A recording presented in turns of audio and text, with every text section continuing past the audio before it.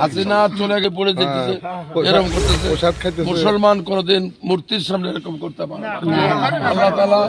আল্লাহ তাআলা রোজাদারকে নিজে হাতে পুরস্কৃত করবেন, নিজে বলছেন। এবং রোজাদাররা জান্নাতে যাবে, তার জন্য আলাদা একটা স্পেশাল গেট থাকবে। আর যারা পূজা করে, পূজাদারদের শাস্তি কি আছে সেটা কোরআন শরীফে স্পষ্ট উল্লেখ আছে। জামাতের নেতারা বলে যে রোজা সেই পূজা, হয় নাকি? তারা বলে যে রাম, যে কৃষ্ণ, সেই আল্লাহ, সেই মুসা, সেই মুহাম্মদ। এরা ধর্মের নামে এমন অধর্ম করতেছে, বলতেছে শাহজাহান চৌধুরী চিরহের।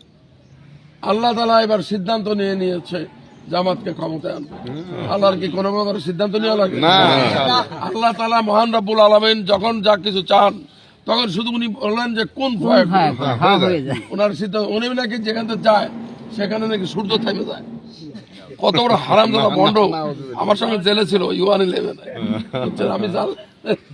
আবার এদিন গোলাম পাড়ার বলতেছে এইবার নাকি মুসলমান হওয়ার বছর। তাইলে ওরা হিন্দু মুসলমান হবে কিভাবে? পাল্লায় ভোট দিলে। ইসলামের কোথাও কি এরকম আছে নাকি? বলেন পাল্লায় ভোট দিলে বলে বেহেশতে যাবে। ওরা তো গতবার নির্বাচন করছে দানের সৃষ্টি, তাহলে ওরা জাহান্নামী। যেগুলো মরে গেছে সেগুলো জাহান্নামী। তাই তো আমরা বলতেছি, ওদের কথার প্রেক্ষিতে বলতেছি, কে জাহান্নামী কে জান্নাতি সে ব্যাপার ফয়সালা দিবে আল্লাহ। যাই হোক, ওদেরকে ঠেকাইতে হবে, ওদেরকে ঠেকাইতে হবে। ইন্ডিয়া থেকে প্রচুর টাকা পয়সা পাচ্ছে, এত ক্ষতি করছে এই দেশের। ওরা বললো যে আমরা আওয়ামী লীগকে ক্ষমা করে দিতে চাই, ভারতের সাথে বন্ধুত্ব চাই।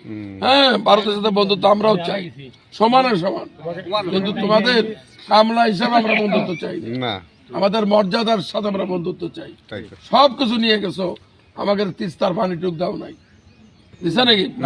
শত শত কিলোমিটার এরিয়া আমাদের মরুভূমি হয়ে গেছে নর্থ বেঙ্গলে। ওনাকে খালি দিয়েই যেতে হবে। ওনারা আমাদের দেশের লোকেরা বিদেশ থেকে কোটি কোটি টাকা রেমিটেন্স পাঠাচ্ছে। ওনাদের লোকেরা প্রত্যেক মাসে এখন বন্ধ হয়েছে 1.5 বছর $12 বিলিয়ন নিয়ে যেত। 12 বিলিয়ন। এদেশে মানুষ চাকরি পায় নাই, ওনারা ইন্ডিয়া থেকে এসে চাকরি করতো, পুলিশও চাকরি করতো। তাই নাই? যেদিন হাসিনা পালাইলো, দৌড়ে দৌড়ে লুঙ্গি রাইফেল নিয়ে পেলে উঠতেছে, সব ইন্ডিয়া, সব ইন্ডিয়া। যাই হোক, আপনারা ঐক্যবদ্ধ থাকবেন দয়া করে।